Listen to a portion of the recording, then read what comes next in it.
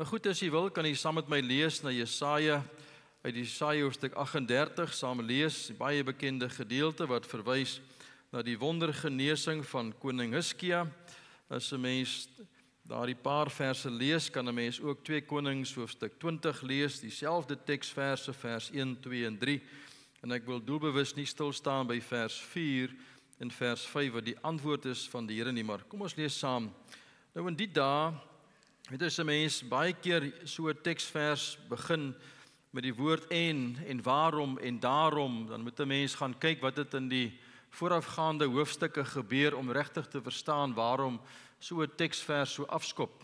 Maar in hierdie dae staan daar geskrywe, en as 'n mens nou so 'n bietjie gaan lees in die gedeelte van Kronieke, ontdek 'n mens is die dae wat hy hierdie geweldige oorwinning behaal het oor die Assiriërs met die hulp van die Here, en mense gekom het van heinde en van verre, staan daar geskrywe in Kronieke, en geskenke gebring het oor hierdie groot ding wat die Here vir hom gedoen het.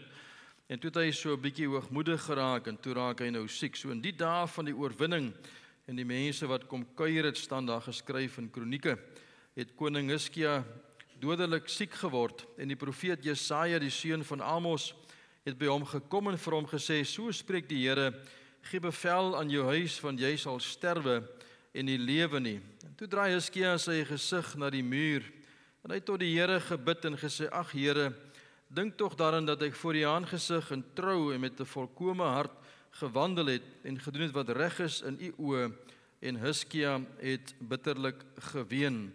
Kom ons lees net tot daar eers vanaand so uit die woord van die Here, en mag hy die woord tot ons harte seën. Kom ons bid net saam. Vader, ons wil vir U baie dankie sê vir die voorreg wat ons het om vanaand so saam te kan wees as U kinders by die huis van die Here. Dankie dat ons kan weet dat U vir ons 'n belofte gee deur U seun, die Here Jesus, in U boek, wat sê waar 2 of meer mense saam is in U naam, daar is U ook in hulle midde. En ons weet dat U vanaand hier saam met ons is. Al kan ons dalk nie vir U sien met die blote oog of ervaar of beleef soos wat ons dit graag sou wou doen nie, maar dat ons kan weet dat U hier is op grond van U woord en op grond van U belofte. En daarom wil ek bid vanaand, Here, vir elkeen van ons wat hier is en hulle wat môre sal kyk en sal luister. U ken tog ons harte deur en deur. U ken ons behoeftes, Here, ons begeertes. U ken die vrae in elkeen van ons se gemoed, dinge waaroor ons nadink en selfs ook worstel rondom ons finansies, ons gesondheid, miskien ons besigheid, of dalk 'n bekommernis oor ons mooi land Suid-Afrika. Hoe dit ook al sê, Here, U ken ons deur en deur. En daarom wil ek bid en vir U vra dat U vanaand met elkeen van ons sal praat in 'n taal wat ons sal verstaan. Of ons nou oud is en of ons jonk is, of ons lank op die pad saam met U is of maar kort, Here, of ons iewers langs die pad nodig het om vanaand in hierdie paar dae wat ons saam is 'n woord van bemoediging te hoor, dan wil ons vir U vra dat U ons dan sal kom bemoedig. As ons nodig het, Here, om uitgedaag te word in ons geestelike lewe, dat U vir ons sal uitdaag. As U ons wil konfronteer met 'n waarheid, Here, uit die skrif van U woord, wat U wil hê ons moet oor nadink en deel maak van ons lewe, kom praat dan met ons, Here, en bring vir ons by daardie ou plekkie wat ons kan reageer op U woord, dit deel kan maak van ons lewe. Want Here, soos daar geskrywe staan teen die muur hier agter, dit is U wat lewens verander. En daarom weet ons, Here, dat U ons lewe net kan verander as U begin by ons hart. En ons wil ons harte voor U kom stil maak en oopstel, en vir U sê, hier is ons, Here, kom praat met ons, want ons is gewillig om te luister en te reageer op dit wat in U hart is vir elkeen van ons. En ons dank U daarvoor in Jesus se naam. Amen. Nou ek het so 'n klompie jaar gelede die voorreg gehad om daar by Charlotte in die staat van North Carolina 'n draai te gaan maak. En ek het 'n vriend van my, sy naam is Tom Tucker, en hy het my gevat om na die baie bekende museum van die Billy Graham, wat daar aan die buitekant van North Carolina is, en daar gaan ons stap om te kyk na die lewe van Billy Graham. Maar een van die plekke wat ons wel besoek het, was die hoofkantoor van die Billy Graham organisasie. En toe ek daarin stap, het ek sy sekretaresse ontmoet, en sy het my so 'n bietjie vertel van haar lewe saam met Billy Graham. Sy het my sy kantoor gaan wys, en die raadsaal waar al die groot gesprekke gevoer is in die gebedskamer, ook selfs Franklin Graham, die seun se kantoor, vir my gaan wys, en so 'n paar ander dinge. Hy was seker een van die mees gefotografeerde mense as mens nou praat van die geestelike lewe wêreldwyd as gevolg van die stadiondienste. Selfs een hier by Nieuweland wat jare terug plaasgevind het en ook in die Wanderers daar in die noorde van Suid-Afrika. Maar toe ek uitgestap het, is daar so 'n groot televisieskerm in die voorportaal van hierdie kantoorgebou. En ek staan so 'n bietjie stil en kyk na daardie groot televisieskerm en ek sien die name kom so op een na die ander, soos Frans Okaar, sê maar Pretoria, Suid-Afrika, en die een se naam is George, Suid-Afrika, en so kom die name op van mense wat in daai gegewe oomblik hulle harte vir die Here Jesus gee wêreldwyd as gevolg van die bediening van Billy Graham. En ek onthou ek het daar weggestap en vir myself gesê dat Billy Graham het sy reis goed geëindig. En in daardie oomblik 'n begeerte in my hart om my eie reis ook goed te eindig. En ek wil nie vanaand met u oor dit per se gesels nie, want daar is soveel diepte oor wat het mense wat goed geëindig het in gemeen, of mense wat gestruikel het en geval het, wat het hulle in gemeen? Daar is soveel dieptes wat 'n mens kan gaan bestudeer. En wat is die karaktereienskappe van mense wat goed geëindig het? Een daarvan is 'n leerbare gees tot aan die einde van 'n mens se lewe. Soos Daniël op die ouderdom van 90 wat sê, ek merk op, die 70 jaartalle is nou pas verby. Tot op daardie ouderdom 'n student te wees van God se boek. Ek wil ook so wees tot aan die einde van my lewe. En ek het begin om te kyk na verskeie godsmanne se lewens in die Ou Testament en die Nuwe Testament en kerkgeskiedenis en begin oplees. En een so 'n man is 'n man met die naam van Hiskia. En ek wil vanaand met u so 'n bietjie gesels oor sy lewe. So wie was koning Hiskia gewees? Daar is 11 hoofstukke oor die man geskrywe in die Ou Testament. Om die waarheid te sê, as 'n mens nou gaan kyk na al sy hervorminge en dinge wat hy gedoen het, maar net hierdie paar verse het my diep getref. Hy was 25 jaar oud toe hy die koning geword het en vir 29 jaar het hy in Jerusalem geregeer. Jy sien, daar was die noordelike deel gewees in Israel na die verdeling en daar was die suidelike deel. Suidelike deel was daar verskeie konings gewees. 7-8 van hulle was godvreesend, waarvan Hiskia was een. Die noordelike koninkryk wat nou praat van Israel het 'n stuk of 13 konings gehad en nie een van hulle was godvreesend gewees nie. Dink vir jouself vir 'n paar oomblikke om te leef in 'n provinsie waar die leierskap vir 300 jaar of 270 plus jaar goddeloos is, tot by die punt waar 'n mens jou kinders deur die vuur laat gaan en selfs gaan offer ook, want dit is waar hulle geleef het in daardie tyd. En tog Hiskia aan die suide was een van daardie godvreesende manne wat 'n mens kan lees in 2 Konings 18, wat gedoen het wat reg is in die oë van die Here, net soos sy vader Dawid. Hy het op die Here vertrou, hy het die Here aangehang, vers 6, en dan hierdie vers 7, en die Here was met hom. Waar hy ook al uitgetrek het, was hy voorspoedig, want God was met hom. As 'n mens gaan kyk na sy lewe. En dan kom daar 'n moment in koning Hiskia se lewe wat hy 'n krisis beleef. Nou as 'n mens dit nou lees in al hierdie hoofstukke, ontdek 'n mens in die heel eerste plek was daar wat 'n mens noem 'n internasionale krisis wat in sy lewe gekom het. Die Assiriërs het opgedaag en daar rondom Jerusalem het hulle 'n skare gebou van 180.000 soldate wat daar was om die plek te gaan vernietig. Is 'n enorme krisis as 'n mens wakker word in die môre en kom ons sê die stad van George is omring met 'n weermag vanaf die buitekant. Die vrees wat aan die binnekant van die harte van mense moes gewees het in daardie oomblik. En dan as 'n mens nou 'n bietjie aanlees, ontdek 'n mens hier in hoofstuk 38 van Jesaja wat ons saam gelees het, maar jy kan dieselfde gedeelte ook lees in 2 Konings hoofstuk 20 as jy sou wou. Wat praat van sy siekte, wat ook 'n krisis was vir sy lewe. En dan later van tyd die Babiloniërs wat daar verbygekom het en hy het vir hulle alles gewys in sy paleis, wat ook 'n krisis word in sy lewe, want dit het gemaak dat sy hart so 'n bietjie weggegaan het van die Here af. Maar hoe dit ook al sê, in hoofstuk 38, ons boodskap vanaand kom in hierdie gedeelte uit, waar die Here die profeet na hom toe stuur en vir hom sê, gaan sê vir koning Hiskia dat hy sy sake in orde moet kry, want hy gaan sterwe. Dis die boodskap wat God vir hom stuur in daai oomblik. Godvreesende man, 'n man wat die Here vertrou het en aangehang het in alles wat hy gedoen het. Jy weet, as 'n mens 'n pad stap saam met die Here, is 'n mens nie gevrywaar van siekte of swaar kry, of selfs hier en daar 'n krisis wat 'n mens mag ervaar in 'n mens se lewe nie. En baie keer raak 'n mens paniekerig wat dit vir 'n mens net voel dat 'n mens sommer net wil weghardloop. Maar God wil dat elkeen van ons reis sal goed voltooi. veral in 'n tyd soos vandag met die koms van die Heilige Gees, wat ons in staat stel om dit te kan doen. En ek wil vanaand met u so 'n bietjie oor dit gesels, as u my sal toelaat, in die paar oomblikke wat ons saam is. Kyk wat staan daar geskrywe, 3 dinge. Die oomblik toe hy daardie boodskap ontvang het van die profeet Jesaja, hierdie pastorale besoek wat hy nou gekry het van die dominee, wat daar by die huis kom besoek afgelê het. En daar lê hy in sy siekbed en jy kan nog al die Vicks Vaporub kan jy seker ruik daar en al die lennelappies en die goeters. En daar is so die reukmos van siekte wat daar in die kamer hang. En dan daag die predikant op vir sy pastorale besoek en hy het gedink miskien gaan hy nou vir my kom self met olie en bid en dan gaan hy gesond raak. En dan het hy hierdie boodskap wat sê, jy moet jou saak in orde kry, jy gaan sterwe. Dis nou klaar met jou. Dan sê die Bybel het hy 3 dinge gedoen.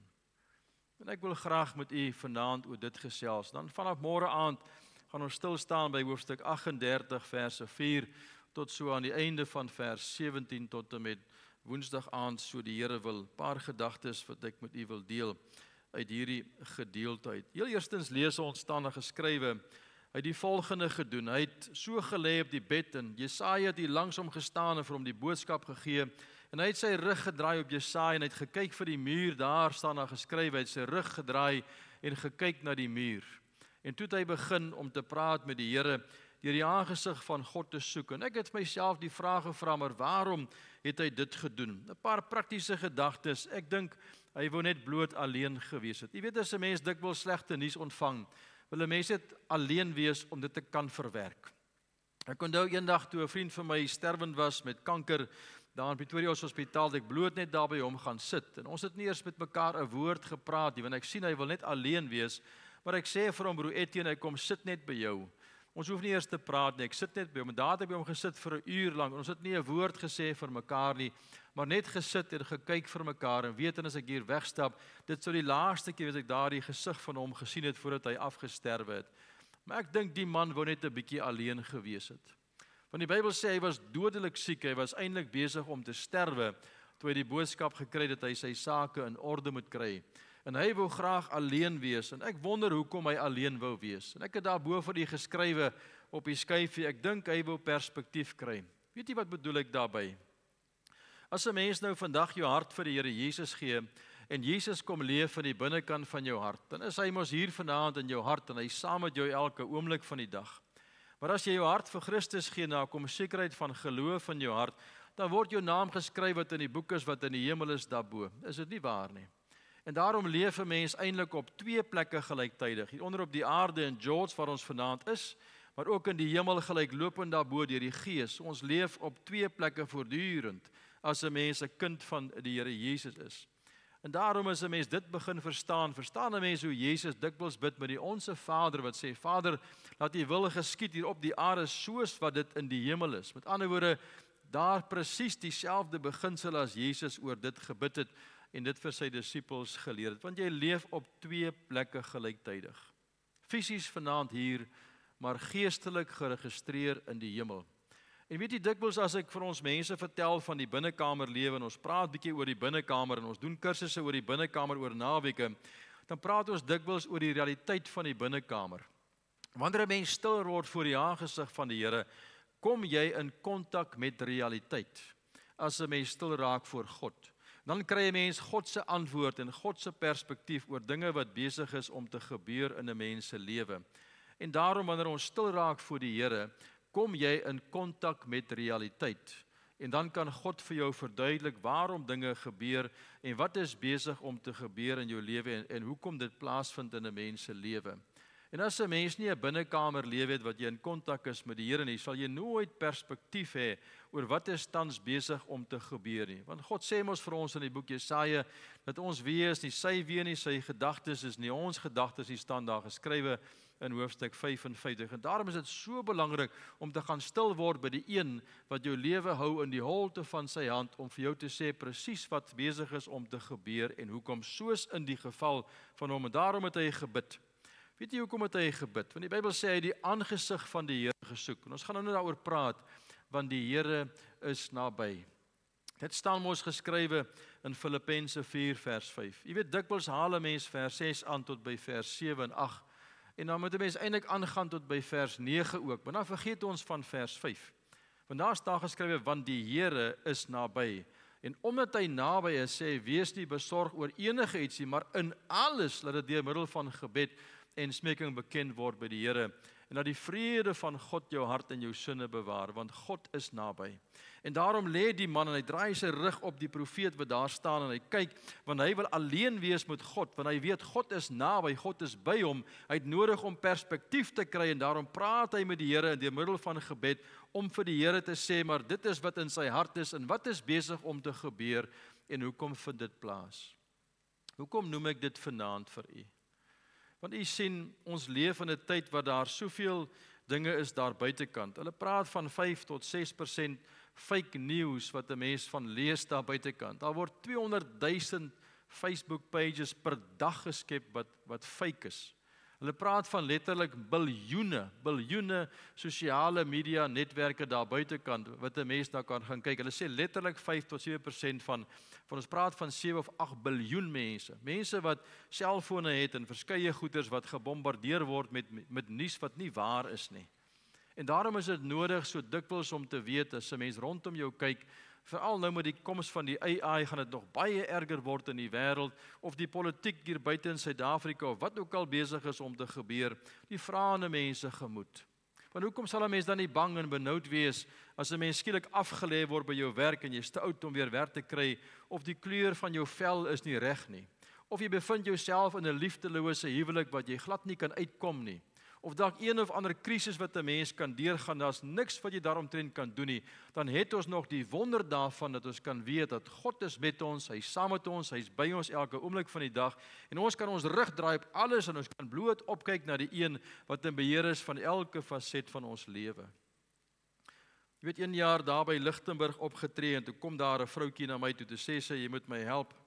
En sy maak 'n afspraak en sy ry na Pretoria toe en toe kom sy toe daar toe sê sy, maar jy weet my man is 'n vreeslik, hy drink 'n bottel brandewyn uit.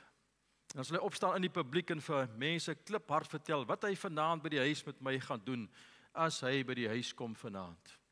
Toe sê sy, na jare is 'n spanning van so leef, ek kan dit net nie meer vat nie. Toe sy iewers langs die pad betrokke geraak in 'n derde party verhouding en toe vra ek vir hom dit te verbreek en ons het saam gebid en toe begin ek met haar 'n pad stap en een môre vroeg bel sy my 7 toe sê sy dit gisteraand weer daar in die Spur gedoen.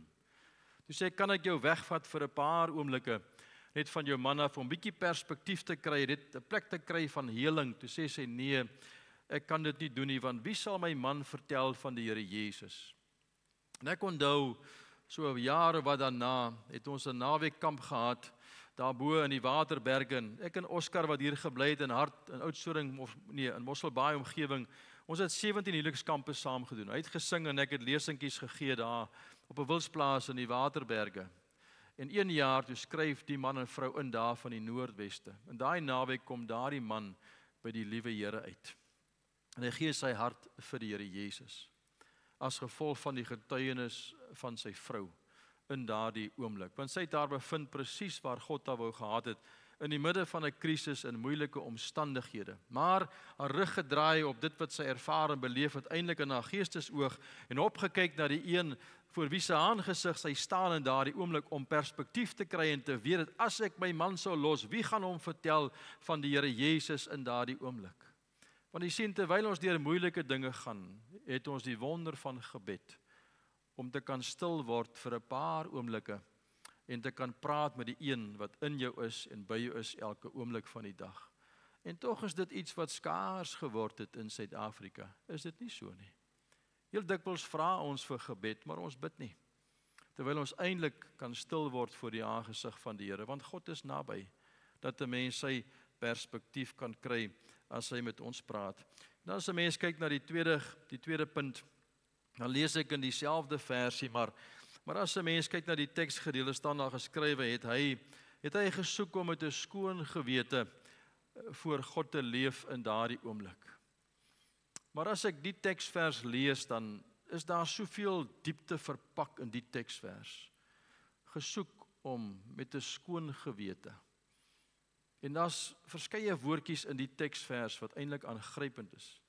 Maar die woord voor sy aangesig het so half uitgespring in my hart, wat ek graag met u wil deel vanaand. Waar is die aangesig van God vanaand? Dit is in die hemel, is dit nie waar nie?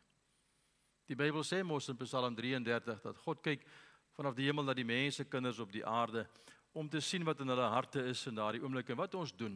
Die Here kyk vanaf die hemel, God se aangesig is in die hemel daarbo, is dit nie waar nie? Maar Jesus kom verander dit in Johannes hoofstuk 15, en 14 en 16 eintlik, as hy praat van die koms van die Heilige Gees. Dit begin daar by hoofstuk 14, dan sê maar die wêreld kan hom nie sien nie, maar julle sal hom sien en julle sal hom ken, want hy gaan in jou kom woon en by jou kom staan. Hy praat van die Heilige Gees wat in jou gaan kom woon en langs jou gaan kom staan wat die wêreld nie kan sien nie. So waar is die aangesig van God vanaand? Dis langs my, is dit nie waar nie? Dis wat Jesus gesê het. Weet as 'n mens die Bybel lees en ons sien, en veral die Afrikaanse Bybel nie so duidelik nie, maar die Engelse Bybel, al die woorde van die Here Jesus word vir ons in rooi uitgelig. Gaan koop maar vir u so 'n Bybel daar buitekant, wat die mense noem die rooi letters van Jesus se woorde, en gaan lees al daai rooi letters. U sal verstom wees wat daar geskrywe staan. Dat in Johannes hoofstuk 8 staan daar geskrywe dat Jesus sê hy kan net praat met die mond wat hy by die Vader gehoor het. Hy kan net doen wat hy by die Vader gesien het. So al daai rooi letters wat 'n mens lees in Matteus, Markus, Lukas en Johannes, wat Jesus met sy mond gesê het, het hy by sy Vader gehoor. En daarom praat hy daarvan as hy praat van die koms van die Heilige Gees. Hy praat wat hy gehoor het. En selfs die oortuiging van sonde is wonderlik, want Johannes 16 staan daar geskrywe dat die Heilige Gees ook net kan praat wat hy gehoor het in vers 12 en vers 13. Oortuiging van sonde vir my is 'n wonderlike ding. Dit wys my God is besig met my. Is dit nie waar nie? Maar hy het gekom om by jou te wees elke oomblik van die dag. En Jesus sê dit, komende van die Vader. Dis die Vader wat deur sy Seun, die Heilige Gees, gestuur het om in jou te kom woon, om Jesus 'n werklikheid te maak en langs jou te kom staan, God self deur sy Gees. So waar is die aangesig van God vanaand? Dit is hier langs my, is dit nie waar nie? As ek in daai motorkar klim en ek ry vanaand huis toe, dan ry hy saam met my huis toe. As ek vanaand 'n stortbad gaan neem, dan stort hy tog saam met jou. Hy klim tog nie uit jou liggaam uit en wag vir jou buitekant die deur nie. Hy's binnekant jou. Hy's elke oomblik van die dag saam met jou. Hy slaap saam met jou vanaand in die bed. Môre gaan hy saam met jou werk toe. Alles wat ons doen, elke oomblik van die dag, vind plaas voor die aangesig van die Here. Ons kom dit nie eers agter nie. En daarom is dit so belangrik as 'n mens hierdie gedeelte begin bestudeer, is om te weet dat wanneer ons dit begin deurtrek na ons eie lewe, dat daar 'n wandel met God is wat die Bybel van praat. Maar dan kom daar 'n wandel voor die aangesig van die Here, wat iets heeltemal anders is. Die Here sê vir Salomo in hoofstuk 3, hy sê, wandel met my deur die insettinge te gehoorsaam. Hy herhaal dit in hoofstuk 6 van 1 Konings. Maar hoofstuk 8 begin hy sy taal verander, tot hoofstuk 9 staan daar geskrywe, die gebed wat jy nou voor my aangesig gebid het ek gehoor, staan daar geskrywe. En ek sal môre aand weer daarna verwys. So daar's 'n wandel met God, en daar's 'n wandel voor die aangesig van die Here. Jy weet, ek was 1 jaar in Swansea gewees, en ek het 'n man ontmoet, sy naam is David Davies. Sy vrou se naam is Anne, sy was 94 en hy 90. Hulle was daar in die Kongo gewees in die herlewing, wat uitgebreek het in die tyd van Roy Hession. Daar is 'n boekie daar agter wat praat van die kruisweg, gaan lees dit maar gerus in die eie tyd. Maar daar is so 'n ander boekie wat opvolg is, en die naam is My Kruisweg, met ander woorde, maar hy's bitter skaars beskikbaar in Suid-Afrika. Maar ek onthou ek praat met hom oor die herlewing van daai tyd, oor wat in Oos-Afrika uitgebreek het, en hy sê, Frans, ons het vir 2 weke lank het ons die aangesig van die Here gesoek, elke dag, en al ons sondes voor God bely, dat ons later van niks anders bewus was nie.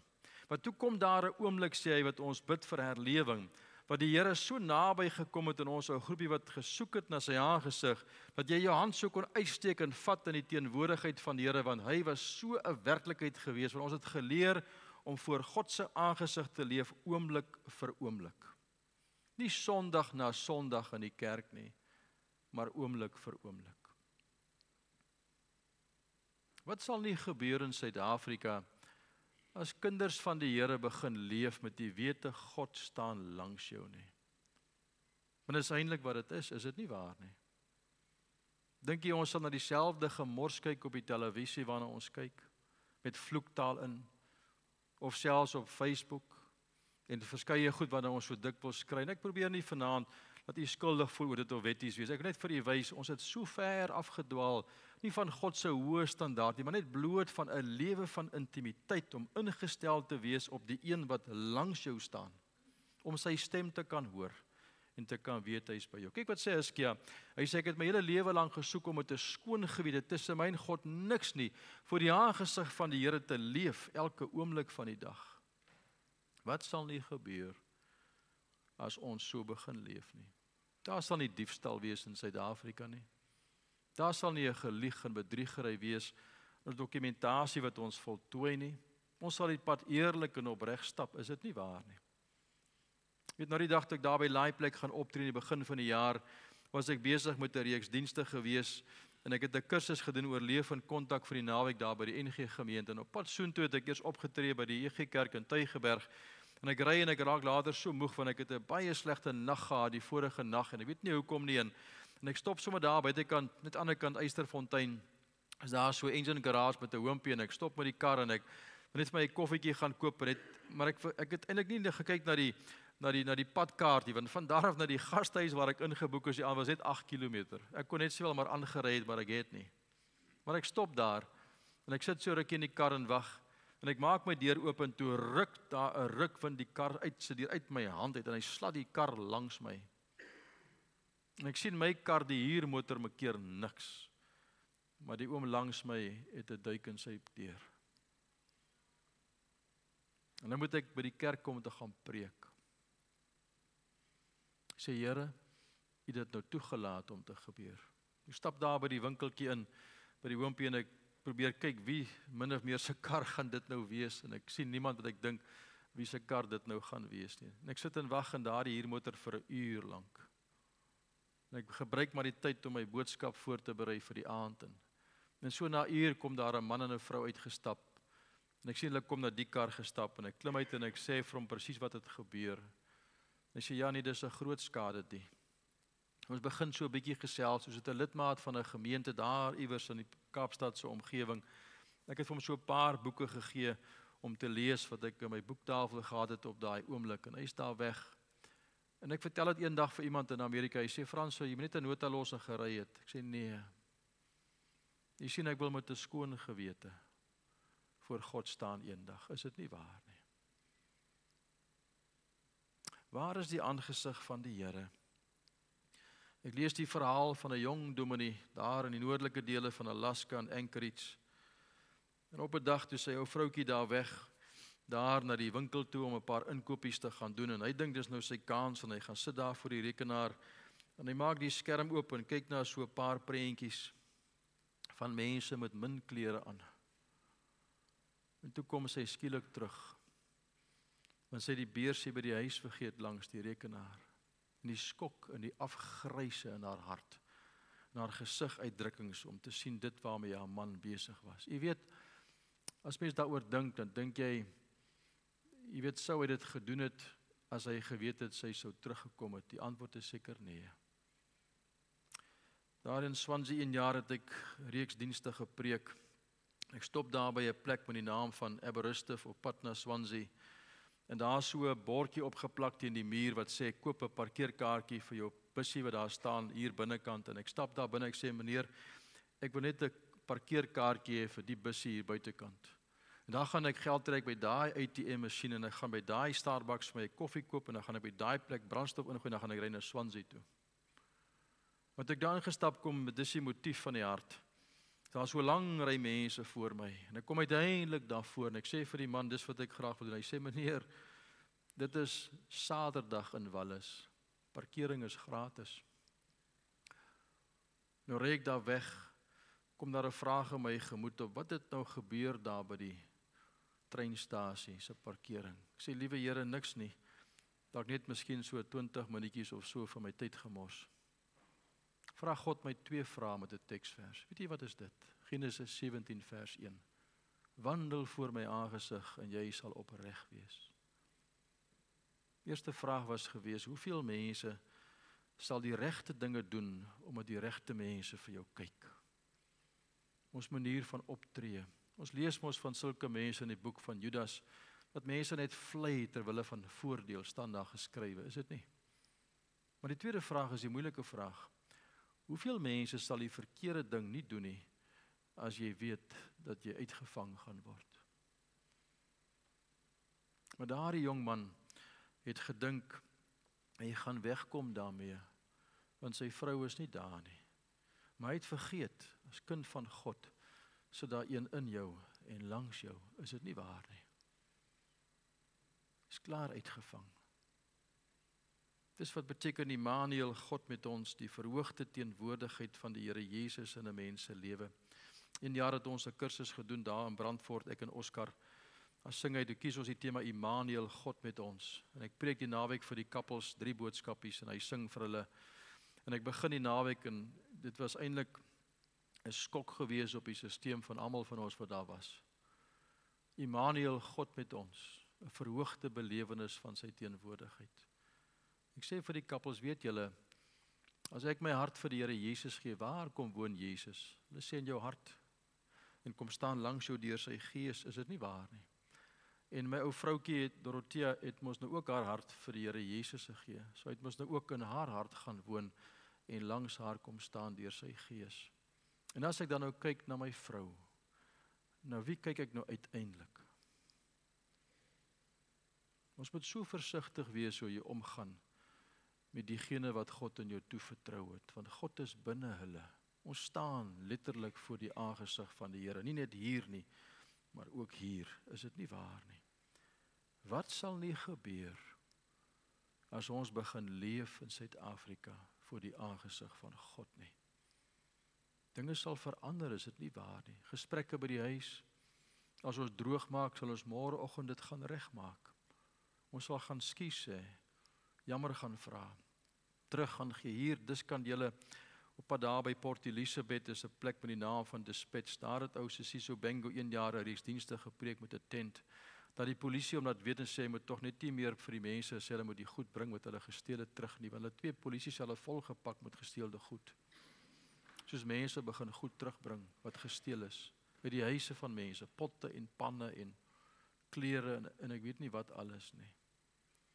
Ek wil vanaand vir u sê, politiek gaan ons nie verander nie, maar 'n nuwe bewustheid van God se teenwoordigheid in ons lewe. Dis waarvoor die Gees gekom het, is om Jesus se werklikheid te maak en vir ons in te lei in 'n verhouding wat aangrypend is. Die begeerte vir my hart is om so intiem te wees met hom wat hier langs my staan, dat wanneer hy net fluister, 'n gedagtetjie los, dat ek so ingestel sal wees op dit. Dis wat die man sê. Hy sê, my hele lewe lank, Here, het ek gesoek om met 'n skoon gewete voor God. Hy sê, hy het hom aangehang, staan daar geskrywe, voor die aangesig van die Here. Maar ek moet seker begin afsluit, my tyd is verby. Maar dan staan daar geskrywe, hy soek om goed te eindig. Wat bedoel ek daarby?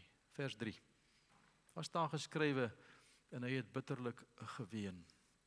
Hoekom het hy gehuil? Weet jy wat dink ek? In 2 Samuel staan daar geskrywe hoofstuk 7, het die liewe Here 'n belofte gegee vir koning Dawid. Hy het vir hom gesê, deur sy geslag, koning Dawid se geslag, gaan die geslag kom van die Here Jesus en gaan hy 'n koninkryk bou.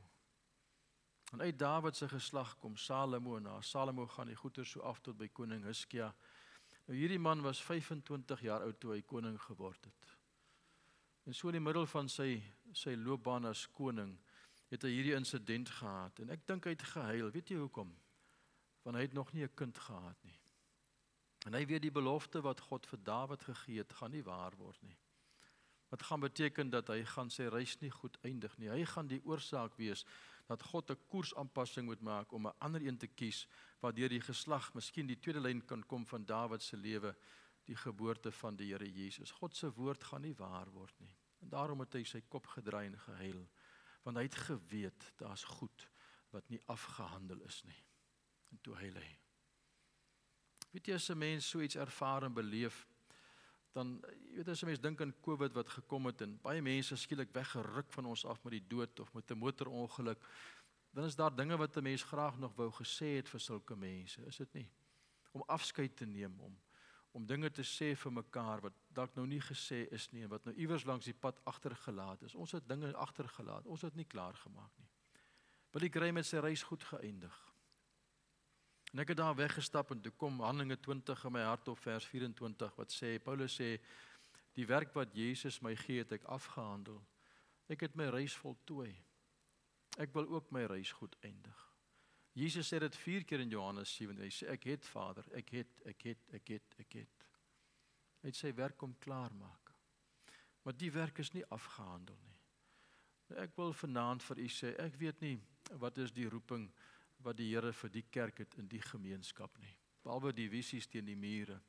Maar solank as daar mense is in die dorp wat die Here Jesus nie ken as verlosser en saligmaker nie, is die werk van die kerk, ongeag die nominasie, nie afgehandel nie. Want die groot opdrag was geweest daar op die berg, gaan dan heen en soos wat julle gaan maak disippels, nie Christene nie. Christene is nou goed, gaan maak disippels. Die woord Christen kom net 1 keer in die Bybel voor, maar die woord disipel 276 keer. My dogter het my gesê, papa, toe sy daar by die Bybelskool was, het hulle vir haar gesê, maar tog nooit 'n Christen date nie. Nog nooit nie. Toe vra ek vir hoekom, toe sê sy, ons het by die prinsipaal geleer, want jy kry dikwels 'n Christen wat nie op 'n goeie plek is nie. Hy is besig om in sonde te leef en hy is eintlik in afvalligheid. But you must date a growing Christian. Hy moet jou hoër en hoër vat. Dis wat ek vir Werner gesê het jare terug toe hy by my dogter kuier. Ek sê Werner, my kind moet emosioneel versorg wees en sy moet bly geestelik groei en hoër gaan in haar verhouding saam met die Here Jesus. Want 'n Christen 1 keer. Maar omdat die disippels soos die Here Jesus gelyk het, is hulle Christene genoem. God het ons nie geroep om Christen te maak nie. Ook nie eers gelowiges te maak nie, om disippels te maak. En daar's 'n verskil tussen die twee. En daar op die berg het die Vader met sy kind gepraat en dis hoekom die Gees gekom het om vir ons te kom help om hier in hierdie gemeenskap disippels te maak van Christus, wie se lewens omgedop en verander kan word. En as dit nie gedoen word in die gemeenskap deur die kerk nie, is ons werk nie afgehandel nie. Is daar unfinished business? Is dit nie waar nie? Wat van ons huwelike en ons huisgesinne? Wat van daardie een opdrag wat jy weet dat God met jou oor gepraat het, wat jy nog nie by uitgekom het nie? Jy weet, uitgestelde gehoorsaamheid is eintlik ongehoorsaamheid. Daar's nie 'n ding soos bietjie gehoorsaam, bietjie nie, dis ongehoorsaamheid. As God praat, dan praat God nie omdat hy niks anders het om te sê nie. Hy praat want hy's God en hy verwag van ons om daarop te reageer. En daarom is dit so belangrik om die vraag vir jouself te vra. Wat is daardie beloftes wat die Here vir jou gegee het, wat jy dalk nog nie te nagekom het nie? Daardie een ding waaroor die Here met jou gepraat het, wat jy nog nie op gereageer het nie. Miskien daardie persoon wat jy moet gaan regmaak my. Miskien die ekskuus wat jy moet gaan sê en gaan vra. Of dalk die briefie wat jy moet gaan skryf, of die besoek wat jy moet gaan aflê. Hoe sal ek nou weet? Maar ek wil vir u sê, terwyl ons Pinkster het, kry ons geleentheid om seker te maak, daar is geen saak wat nie afgehandel is in ons lewe nie. Ek wil tog elke môre opstaan en my Bybel oopmaak om te lees, wetende daar's niks tussen my en God wat ek nog nie gedoen het, waaroor die liewe Here met my gister oor gepraat het nie. Want u sien, die prentjie wat 'n mens het, dikwels daar van die tabernakel wat so daar staan by Silo. Ek dink vir jouself om wakker te word in so 'n gemeenskap en op te kyk elke môre en daar hang 'n wolkkolom en daar is die tempel en ons weet dis waar God se teenwoordigheid is en nou stap ons daar na die plek van aanbidding en ek sien myself so stap na daai plek toe elke môre in my binnekamer en vra ek myself die vraag af, waaroor het God met my gister gepraat? Het ek al gedoen wat hy gesê het om te doen? Het ek daarop gereageer? Ten volle gehoorsaam, indien nie, dan weet ek God gaan niks niets vanmôre vir my sê nie, want ek het nog nie dit gedoen wat hy gister vir my gevra het om te doen nie. En daarom wil ek vir u kom sê in hierdie oomblik vanaand, dat die Here gee vir ons geleentheid by Bergse gemeente, om seker te maak, hier in die afskop van die Pinkster, ons het geen unfinished business nie. Ou wil tog nie daar op 'n sterfbed lê, en worstel met die Here eendag en weet, daar's dinge wat ek moes gesê het vir my kind en is te laat nie. Dat 'n mens dit moet sê wat jy moet sê. Jy weet my mammy toe sy gesterf het, ek het pas geland in Singapore, daar was ek by die metodiste gewees op pad na die Afrikaanse kerke in Perth en toe ek daar nou land op daai lang preektoer toe, ek pas gehoor, toe ons land, toe het my mammy afgesterf in Suid-Afrika. Daar op die lughawe gebly en teruggevlieg die aand en die begrafnis kom hanteer en maar weet jy wat? Ek het geen verwyte gehad in my hart nie. Maar elke Vrydag as ek in Pretoria is, as ek nie iewers preek nie, dat ek my ma gaan haal by die ouete huis, 9:00 die môre. En dan kuier ons en dan praat ons. Dan praat ons diep goed. As ek ry gaan preek, dan vat ek haar saam, die ou gasbotteltjie, boek daar by 'n gastehuis in en kuier ons praat en ons deel ons harte met mekaar. Tog is daar ander familie wat dit nie kan sê nie. En baie van ons mense is so. Kinders was weke en maande laasdag by mekaar. Ek wil afsluit, 1 jaar daar in Wallis, was ons besig met 'n reeks dienste met 'n groep van Amerika saam met my. Sal nooit dit vergeet nie. Toe word een van die Amerikaners siek. Toe beland hy daar by die hospitaal vir 'n bloedtoets en hom dis wag vir die uitslae. Toe sê ek vir die span wat saam met my was, kom ons gaan stap deur die ou dorpie. Noem dit 'n hamlet, klein dorpies. Ek gee vir elkeen so 'n pakkie traktaatjies en sê gaan deel traktaatjies uit en drink koffie en gaan eet. Ons kry mekaar 2-3 ure later en ek stap daar so in 'n rigting. En ek kom daar by 'n plek en daar sit so 5-6 skakelhuisies langs mekaar. En ek voel in my hart ek moet soontoe gaan en ek stap soontoe en ek kyk daai deur en daar's so 5-6 deure en ek sien die tweede deur en ek klop aan die deur. En dan maak so 'n ou tannetjie oop. Sy is so half in mekaar getrek. En sy maak so beskik, ek sê tannie moenie bang wees nie. Ek gaan niks jou skade doen of seermaak nie. Ek sê vir een van ons manne het siek geraak. En ek stap sommer in die straat en hoor of ek vir iemand tot seën kan wees om te bid. Toe maak sy die deur oop en ek staan daar in die ou klein kombuisie. Weet jy wat sê sy vir my? Sy sê my man is 6 jaar laas oorlede, 6 jaar gelede. Sy sê my seun en my dogter bly in Londen. Hulle was meer as 2 jaar laas by my gewees. Dis maar 4 ure se ry. 2 jaar laas by my gewees. Toe sê sy die volgende: ek is so eensaam. Weet ek het daar gestaan en daai ou tannetjie so in my arms gehou en sy het so geruk soos wat sy huil in my arms. En daar het God 'n Amerikaner in my span toegelaat om siek te word, om te gaan vir 'n bloedtoets, om by iemand uit te kom wat 'n behoefte het om met 'n bietjie bemoedig te word. Die dag as daardie tannie wegval, baie mense sê mos die ouer mense kry swaar, hulle moet eerder maar hemel toe gaan. Dis nie waar nie. Tot jy môreoggend wakker word en daai stoel is leeg. En dan sit 'n mens met soveel goed in jou hart. Ek wil vanaand vir u sê, Pinkster 2025, gee vir ons kans om seker te maak, ons eindig goed. Daar's nie goed wat agtergelaat word nie. Daar's nie goed wat nie gesê word nie. Daar's nie goed wat nie bely en gelaat staan word nie. Ek weet nie veel van u vanaand nie. Maar ek wil vir u sê, hierdie man was 'n godsman, koning Hizkia. As 'n mens 'n pad stap saam met die liewe Here, is jy nie gevrywaar van krisisse en siektes in 'n mens se lewe nie. En tog, toe daardie oomblik oor sy lewe kom en die profeet staan by hom, het hy sy rug gedraai en daar's net een plek waar hy heen wou gaan en dis hy wou net by hom uitkom. Hy wou alleen wees, hy wou by God wees, want God is by hom, God is naby. Hy wil die Here se antwoord kry, want hy weet hy het na die beste van sy vermoë met 'n goeie gewete voor God geleef, voor sy aangesig. Ek wonder of u dit vanaand ook kan sê. En tog weet hy daar's 'n belofte wat God gegee het vir Dawid wat nog nie in vervulling gaan kom nie. Hy het nie 'n kind nie. En toe huil hy voor die Here. Ek wil vanaand vir u sê, is dit nie tyd om te huil oor George gemeenskap nie. Mense wat die Here Jesus nie ken nie. Mense wat verlore is en sonder hoop. Ek weet vandat die Here in my hart gewerk het, die materiaal leef van kontak, wil ek vanaand vir u sê, sien ek nie meer mense stap in die strate van George nie, in Hartemos en Mosselbaai nie. Ek sien net potensiaal.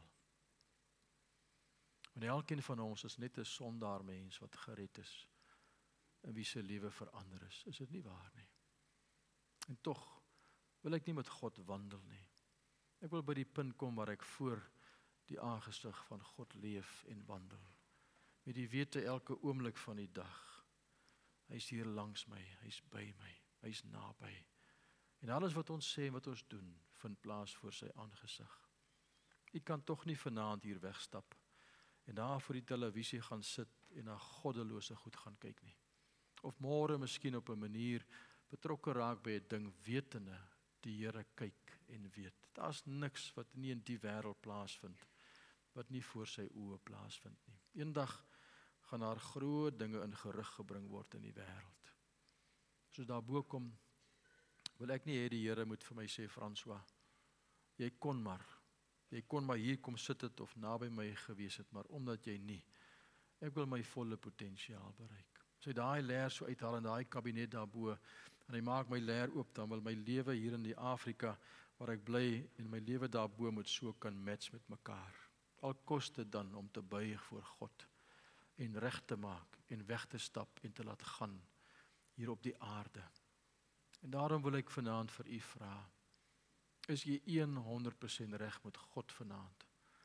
Is omdat jy reg is met u self en met die mense wat rondom jou is. En as jy nie is nie, dan wil ek vir jou sê, jy het unfinished business, wat jy sal moet gaan regmaak. Kom ons bid saam.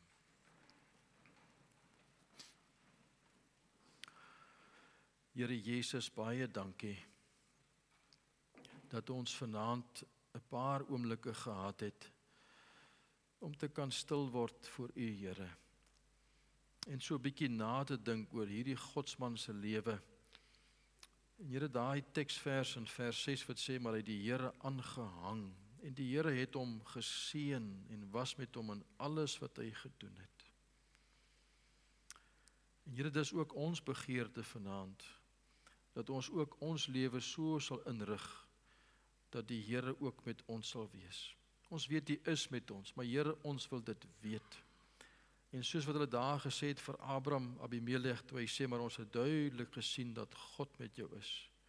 En Here, vanmôre se ou boodskap hier, wat die disippels herken word as mense wat by Jesus was. Here, help vir ons om ons lewe so in te rig, dat wanneer ons praat en optree, wetende dit sal doen voor die aangesig van die Here, wat elke oomblik van die dag langs ons is en by ons is. En Here, ons weet, ons is nie volmaak vanaand nie. Almal van ons maak foute. Ons sal eendag volmaak wees as ons in die hemel saam met U is. Maar dankie vir die Gees van God wat gekom het, om Jesus 'n werklikheid te maak vir elkeen van ons. En daarom weet ek, Here, dat selfs die oortuiging van sonde is 'n wonderlike ding vir my. Want U is besig met my, om my te vorm en te verander, om alles wat nie soos Jesus is nie af te kap en af te skuur en weg te gooi, dat die beeld van Christus net meer en meer gestalte kan vind in ons. Help vir ons, Here, om so ingestel te wees met ons lewe en ons gedagtewêreld, met die wete dat Jesus staan langs ons deur sy Gees in sy volheid. En Here, as ons iewers langs die pad droog gemaak het, help vir ons om dit te gaan regmaak, te gaan regstel, Here, dinge te gaan regmaak as ons verkeerd gemaak het. En Here, dis nie te laat nie. Ons help vir ons om nog in die laat uur van ons lewe, van nou af, te kan kom by daardie ou plekkie wat koning Hizkia was, om te sê, maar ons het gesoek, Here, om met 'n skoon gewete voor die aangesig van God te leef, al die dae van ons lewe, dat ons ook ons reis kan goed eindig. En help vir ons, Here, om te huil voor U, en trane te stort, Here, miskien oor die toestand van 'n kind of 'n kleinkind se lewe, of dalk 'n buurman wat afvallig is, 'n kollega by die werk. Here, die sonde wat ons sien in die gemeenskap, die mense, die hardheid. En daarom bid ons, Here, vir deurbrake, want ons weet U kan 'n woord spreek vanaand, en U kan ons lewe en ons lot verander. Soos daar geskrywe staan tog in die psalmes, toe die Here die lot verander het van Sion, so was ons soos die wat droom. En daarom wil ons vir U vra, Here, kom verander ons lot, dat ons sal lag en sal jubel en sal juig en sê, maar dit is die Here.